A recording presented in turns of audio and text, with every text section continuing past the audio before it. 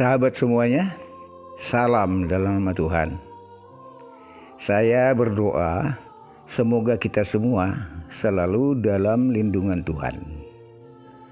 Saat ini Gema Suara Iman akan melanjutkan cerita kita tentang perjalanan Rasul Paulus, episode yang keempat.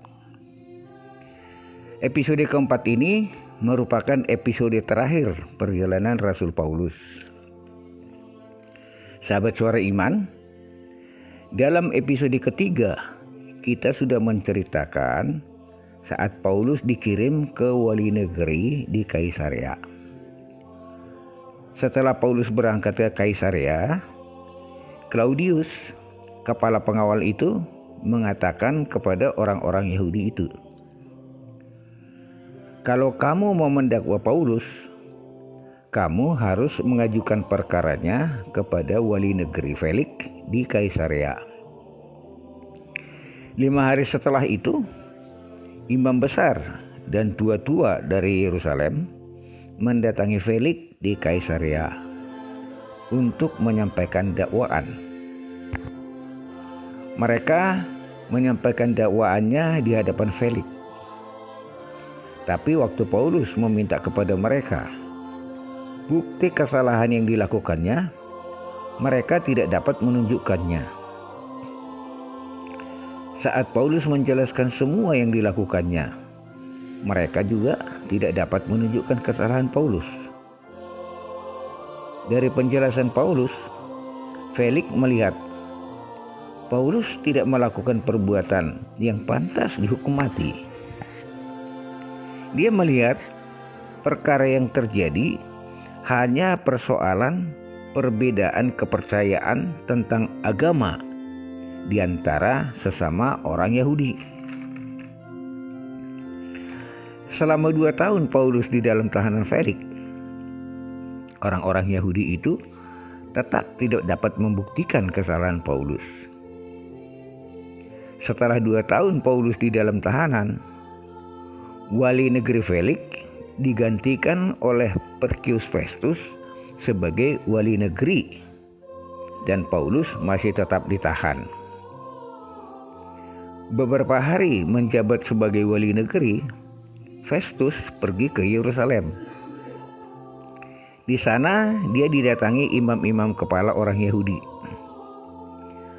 Mereka minta supaya Paulus disuruh ke Yerusalem karena mereka akan membunuhnya. Festus mengatakan agar mereka turut bersamanya ke Kaisarea dan ia akan mengadili Paulus. Festus ingin mengambil hati orang-orang Yahudi dan dia bermaksud akan menyerahkan Paulus kepada mereka. Waktu Paulus mengetahui hal itu, ia minta naik banding kepada Kaisar. Dia minta supaya perkaranya diperiksa oleh Kaisar. Karena Paulus naik banding, dia tidak jadi diserahkan kepada orang-orang Yahudi itu. Tapi dia tetap ditahan. Beberapa hari setelah itu, datanglah Raja Agripa ke Kaisarea untuk berkunjung kepada Festus. Festus menceritakan tentang perkara Paulus kepada Agripa dan perihal Paulus naik banding kepada Kaisar. Raja Agripa minta supaya Paulus dihadapkan kepadanya. Besoknya Paulus dihadapkan kepada Raja Agripa di ruang persidangan dan disaksikan oleh banyak orang. Raja Agripa menanyakan kepada Paulus masalah perkaranya. Paulus kembali menjelaskan semua perbuatan yang dilakukannya kepada Agripa. Sejak dia masih membenci dan ikut menyiksa pengikut-pengikut Yesus,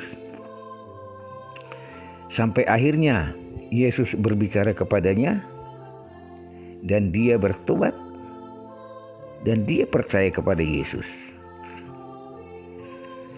Bahkan dia mendapat tugas dari Yesus untuk mengabarkan Injil.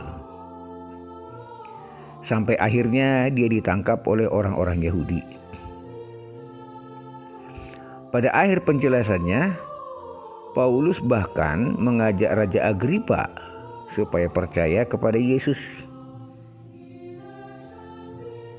Raja Agripa mengatakan dia hampir percaya atas semua perkataan Paulus. Orang-orang yang hadir di ruang persidangan itu juga mengatakan Paulus tidak bersalah. Setelah persidangan selesai, Raja Agripa mengatakan kepada Festus, sebenarnya Paulus sudah dapat dibebaskan, seandainya dia tidak naik banding kepada Kaisar. Karena Paulus naik banding kepada Kaisar, maka dia harus dikirim ke Roma, Italia.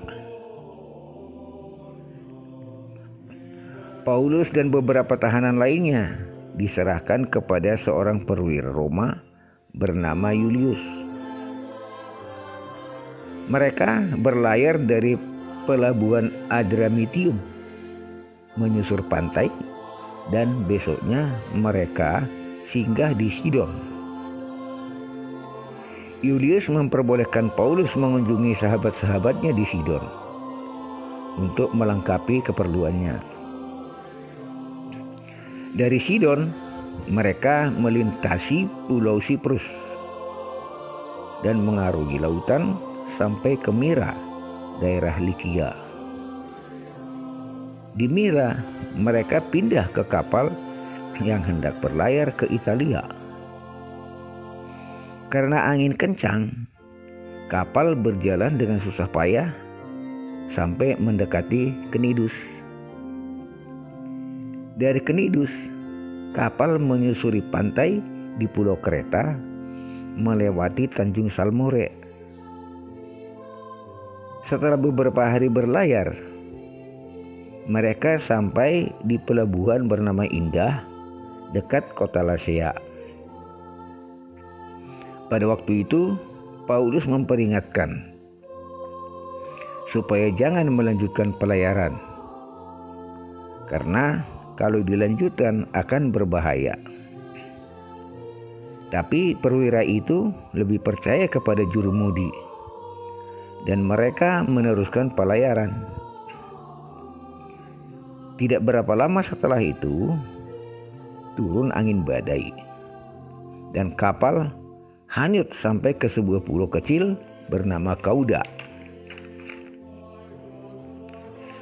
Karena badai yang sangat hebat, akhirnya mereka membuang semua muatan kapal ke laut.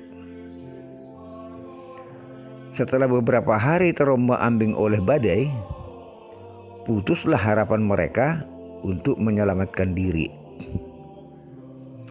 Saat itu Paulus berdiri di tengah-tengah mereka dan mengatakan, seorang malaikat Allah telah mendatanginya dan mengatakan, tidak seorang pun yang tinggal bersamanya akan binasa, tapi kapal akan hancur.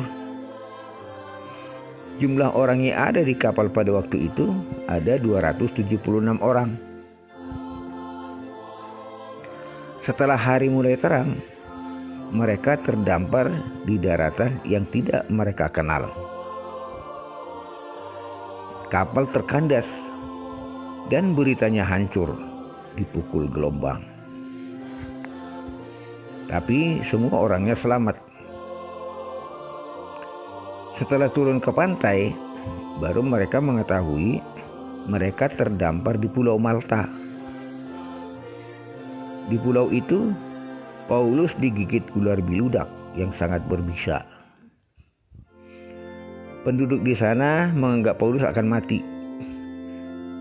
Tetapi setelah ditunggu-tunggu, ternyata tidak terjadi apa-apa pada Paulus. Di pulau itu, gubernurnya bernama Publius. Waktu itu ayah Publius, ayah gubernur pulau itu, sedang sakit. Paulus mendatangi ayah Publius dan menyembuhkan penyakitnya. Mengetahui hal itu, datanglah orang-orang sakit di pulau itu minta disembuhkan. Semua orang sakit yang datang itu disembuhkan oleh Paulus. 3 bulan lamanya mereka tinggal di pulau itu. Setelah itu mereka melanjutkan perjalanan dengan kapal dari Alexandria yang selama ini berlabuh di pulau itu. Orang-orang di pulau itu sangat menghormati Paulus. Jadi, waktu berangkat, penduduk di sana menyediakan semua keperluan rombongan mereka. Kapal mereka singgah di Sirakusa, Sisilia. Mereka menyusuri pantai ke Rhegium. Sehari pelayaran, kapal mereka tiba di Puteoli.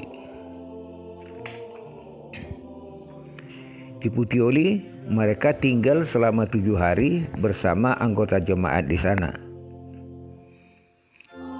Setelah itu, mereka berangkat ke Roma melalui jalan darat. Di Roma, Paulus diperbolehkan tinggal di rumah sendiri, semacam rumah kontrakan.